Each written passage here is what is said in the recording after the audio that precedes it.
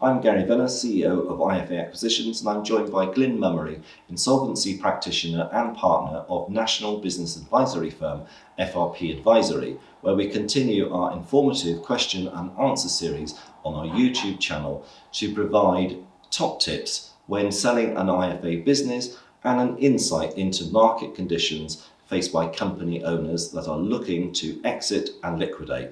The title of this video is coming up on our screen now.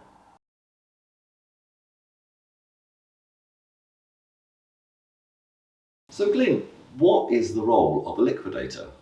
That is a very good question, and I think I'd start that answer by saying that you need to identify what type of liquidation you're looking to undertake for a particular firm. If it was a solvent liquidation, the liquidator would be acting in the best interest of shareholders, looking to get a distribution back to them. Of course, there's a role to the creditors as well in making sure that they've all been paid. In an insolvent liquidation, the shareholders don't any longer have an interest in that business because they've lost their money. However, the liquidator's interest at that point is solely to the creditors and making sure that he maximises the realisations for their benefit. So, Glyn, is a liquidator a licensed insolvency practitioner? Yes. So within our profession, to take appointments as a liquidator, you need to be a licensed insolvency practitioner, which is an exam-based qualification, and then you make an application to your authorising body, and then once you are duly authorised, you're able to take appointments as a liquidator. Fantastic. So tell me, Glyn, how many liquidators are there likely to be in the UK? Right, okay, well I can answer this question for you relatively accurately because I did have a look at the information this morning. So as at today's day, there are circa 1,500 licensed insolvency practitioners, of which 1,250, again circa, are taking appointments currently in England and Wales. That's an incredible statistic, and to me that's saying there's not a lot of you in the UK doing this profession. No, and I think you'd be right there. I think there has been some shrinkage within our industry, and I know that they are certainly looking at how we can improve the number of insolvency practitioners out there. What are the stages of a liquidation? Right. So again, what I will go back to is just identifying whether it's a solvent liquidation or an insolvent liquidation. And that's almost that pre-liquidation work that you would undertake. And my role as the insolvency practitioner is to be advising the board and sometimes the shareholders what route is most applicable. Now that should be fairly transparent as to whether it's solvent or insolvent. But that pre-insolvency work is hugely important. Engaging with the FCA very early stage and making sure that the company and the directors are engaged with the FCA at the appropriate stage as well. Having a wind down plan put into place, making sure that that has been understood by the FCA and that they're on board for that particular process. And then executing that wind down process to the point where the company is ready for liquidation. And then whether you're implementing the solvent liquidation or the insolvent liquidation, then it goes off in two routes. If it's the solvent liquidation, it's about making sure the members and their capital is returned to them. If it's a insolvent liquidation, it's about making sure that the clients are very much looked after and making sure that the creditors are very much looked after and that the FCA again is very much present in every stage of that process. Fantastic. Now, in my role as an IFA acquisitions broker, we tend to find that most liquidations are solvent liquidations. Yes. It is literally the end of an IFA company's need for existence. Yes. And so there is a solvent there. When it is a solvent liquidation, roughly how long can that process take? The pre-work is probably the most difficult work, and that's more down to you, I would say, than down to me and the company's advisors, their accountants. That's about identifying the liabilities within the company, the contingent liabilities, and making sure that there are sufficient reserves to be able to deal with those liabilities. One of the documents that underpins a member's voluntary liquidation is called the Declaration of Solvency. This is a document that has to be sworn by the majority of directors, and it effectively is making a statement that that company is solvent. And it states the assets and it states the liabilities. And it's hugely important that the liabilities include any contingent liabilities, any redress liabilities, any liability potentially out there that may come onto that balance sheet.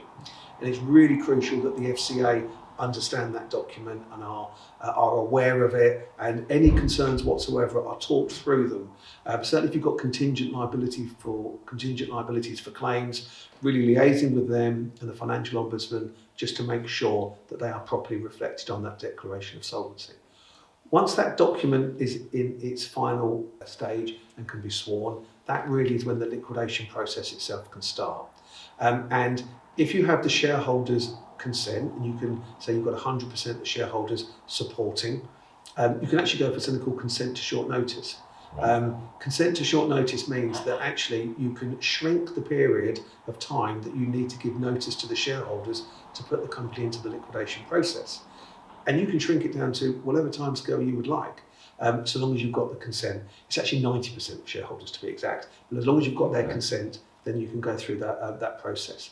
Once into liquidation, it's about the liquidator gathering the assets of the company, making sure the right adverts are put in the London Gazette to give notice to the world that the company has gone into the solvent liquidation, and if there's any potential creditor out there that they have the right to claim, and going through what is basically a 21-day period, after which the liquidator can then distribute those assets to the members, subject to any indemnities that need to be in place. Now, that first distribution, we ordinarily within our industry would limit it to 90%. We then look to obtain tax clearance, and once we've obtained tax clearance, we can distribute the final 10%. And again, that's all subject to indemnities. Tax clearance is a little bit of an unknown quantity, but I would suggest it takes somewhere between 6 to 9 months. It's just as a rule of thumb, and you'd like to think it'd be nearer to 6 months. So I'm guessing in that situation, making sure the accountants have actually finished the accounts is really important here as well. Yeah, absolutely. And as I said, that pre-insolvency work, I would always recommend that making sure that you've got cessation accounts to a sufficient standard to make sure the corporation tax liability can be calculated, deregistering any PAYE scheme, deregistering for VAT, and effectively handing the company to the liquidator.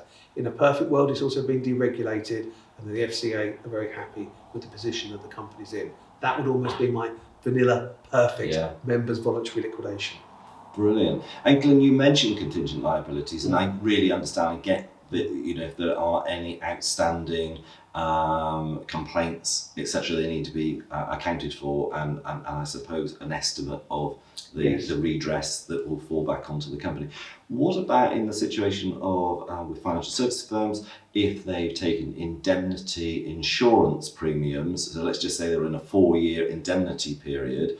Does that sort of amount need to be included as a contingent liability? Every case is going to be different, and I think the message there is without a doubt the importance of liaising with the FCA at a very early stage to understand what their view would be on that particular firm, and understanding how they would like any potential contingent liabilities to be shown on that declaration of solvency, and then what monies that they believe should be at least say ring-fenced to protect clients. Fantastic. So I'm assuming in that case, like the history of clawbacks, etc., would come into play here as well. Yeah, very much so. Very much so. Fantastic. I mean, it's a great, comprehensive answer you've just given there, and it's really helped me really understand that process. Okay, and one of the things at the moment we're finding with firms that have been involved in defined benefit pension transfers is that there is concern over future complaints. But for a company that may have a small number of DB pension transfers, never had a complaint, what's your experience with regards how the FCA will consider that under contingent liabilities? I mean, that is a very good question, and every situation is different. And all we can ever recommend is at the earliest stage, we talk to the supervision team at the FCA and seek their views and their opinion, that we liaise with the Ombudsman to identify any potential complaints out there. And the key, of course, is just trying to put a value on that contingent liability to enable the distribution to shareholders. It's not an easy answer. And as I said, every case is individual. And the only way we can get to the bottom of that is by proper engagement. Sure. And in terms of the FCA with PI cover, and am I right in thinking that PI cover must be maintained during this process?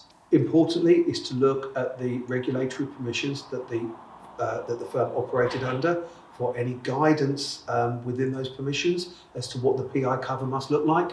And then again, liaising with the FCA and that supervision team to make sure that we get the right process in place or the right policies in place for the particular entity that we're looking at. But every situation is once again different. Yeah, I can understand that. And we've had some vendors come to us that may have done a small number of DB pension transfers, but their insurer has cancelled that off the policy when it came to the annual renewal, and not because of any complaints or any previous redress, but purely because they've fallen under a certain turnover limit, etc. In your experience, does the FCA hold back a liquidation if there is no PI cover for some of the past risks? This is going to be a very good politician answer to your question. And I'm going to say every situation is different, and to give any sort of, it's almost not possible to give, say, a clear set of principles in this situation, because each matter just needs to be looked at individually. And of course, we've got solvent liquidations, and that declaration of solvency, which states the assets, states the liabilities. The FCA expect me to be very vigilant in the process of that member's voluntary liquidation, and be prepared to move it into an insolvent liquidation if those contingent liabilities ever outweigh the solvent position of the company. So it's not a straightforward answer, I'm afraid. All we can say is early engagement with the FCA, really understanding what the contingent liabilities are, talking to the Ombudsman will give us the best path forward. I fully understand that, and I think we wouldn't expect any different. It is to understand that the levels are always going to be different, aren't they, between companies. Subscribe to our YouTube channel and switch on post notifications so that you won't miss our next video in this series, when we discuss market conditions faced by company owners that are looking to exit and liquidate, and an insight into M&A situations by two industry experts, me, Gary Venner, CEO of one of the UK's largest specialist brokers in IFA Acquisitions, and Glynn Mummery, insolvency practitioner and partner of national business advisory firm FRP Advisory, who are a leading national business advisory firm.